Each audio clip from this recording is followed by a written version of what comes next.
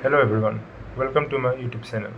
My name is Hirokjuti Saikia and today we are going to discuss about system identification and deconvolution. Uh, so let's dive deep into two highly related yet distinct pillars of signal processing and control theory, system identification and deconvolution.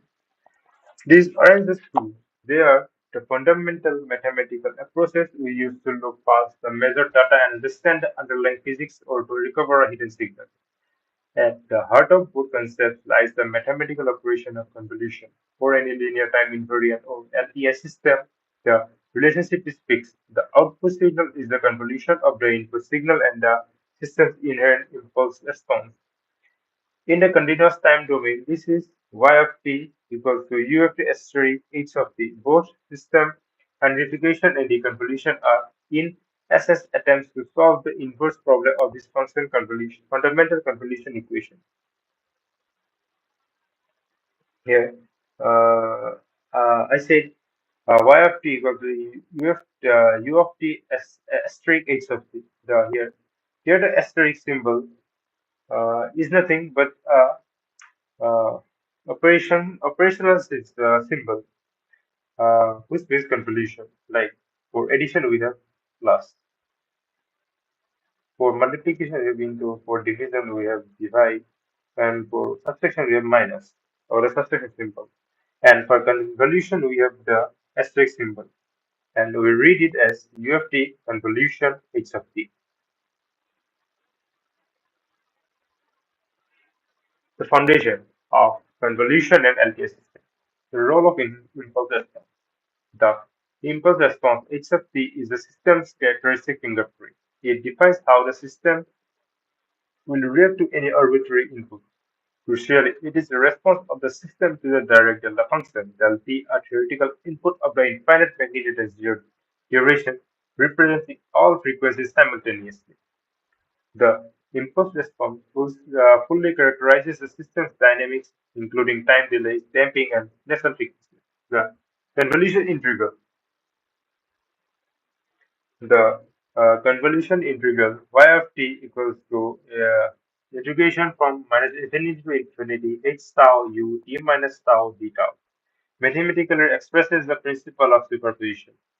It states the total output at any time t is the summation of the system's response to all past inputs, scaled and time shifted by the input response h of tau. So here the yt is the output signal which we are calculating. Ht or h tau is the system's impulse response, and ut minus tau is the input signal. The power of frequency domain. The complexity of the convolution integral is why we often turn to frequency domain using the Fourier transform or the Laplace transform. Here the convolution becomes simple multiplication. Ys equal to us multiplied by hs using Laplace, where ys is the Laplace is the Fourier transform of yt. That is the output signal. Us is the Fourier transform of ut minus tau. This is the input signal. And hs is the Fourier transform of h tau. This is the system impulse response. Or y omega equal to u omega multiplied by h omega, where again u omega is the Laplace transform of yt. So y omega is the impulse, is the Laplace transform of yt. U omega is the Laplace transform of u t minus tau, and h omega is the Laplace transform of h tau. This simple multiplication relationship is the mathematical basis for both of our inverse problems. If we can measure two of the three components, that is y or u or h, we can theoretically find a third through simple division. Now, system identification, that is our first distinct point. The system identification is a methodology dedicated to finding the system h given input u measured output y. So basically, through system identification, we find h when u and u, that is the uh, input signal and output signal y, is given. The primary goal of system identification is to construct an accurate mathematical model of a dynamic process from experimental data. Now, let's see the key objectives and methodology. Finding aids. First, to non-parametric form. The simplest theoretical approach often uses non-parametric signal identification. It is to calculate the frequency response function FRF by dividing the output spectrum by the input spectrum H omega, that is the Laplace transform of system's impulse response Y omega, that is the output. This is the Laplace transform of the output signal divided by U omega, the Laplace transform of the input signal. Now the parametric method. In real-world engineering, we usually employ parametric identification. We select a model structure like ARX, auto recursive with exogenous input, or a state space model defined by a finite number of parameters.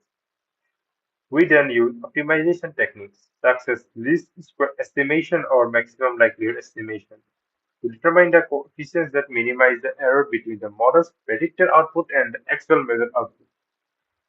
Now, validation.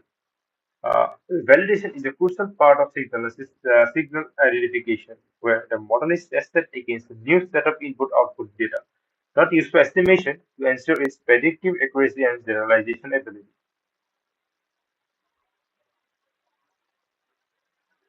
Now, the second distinct point, that is deconvolution. Deconvolution is the mathematical procedure aimed at reversing the effect of convolution. While SI system identification is a type of deconvolution finding, where is finding H, the term deconvolution most often refers to finding the input Q given the output Y and the system impulse response H. So deconvolution is nothing but the inverse of convolution. That is for example, the subtraction is the inverse of addition. Similarly, deconvolution is the inverse of convolution.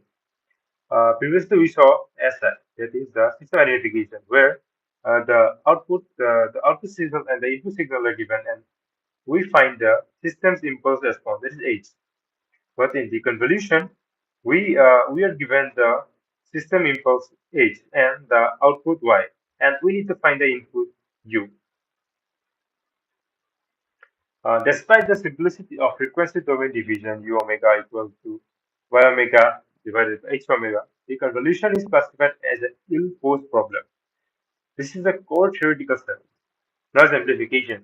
In real systems, the measured output Y contains noise, and the system H often acts as a low-pass filter, meaning its magnitude modulus H omega is approaches zero at high frequency.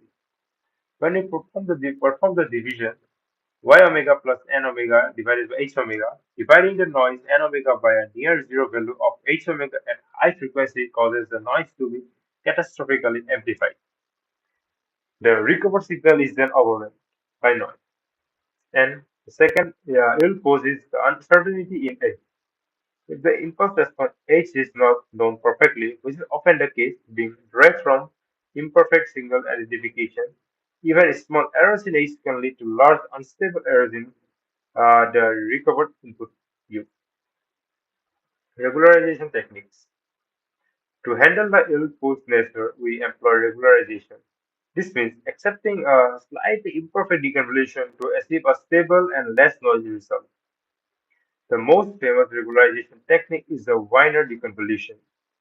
It doesn't aim on exact solution. Instead, it finds the optimal linear filter that minimizes the mean square error between the recovered input and the true input, taking into account the power spectral density of both the noise and the original signal. This effectively balances noise suppression against blur removal. Other methods include Tikhonov regularization and iterative techniques like Lucy research algorithm.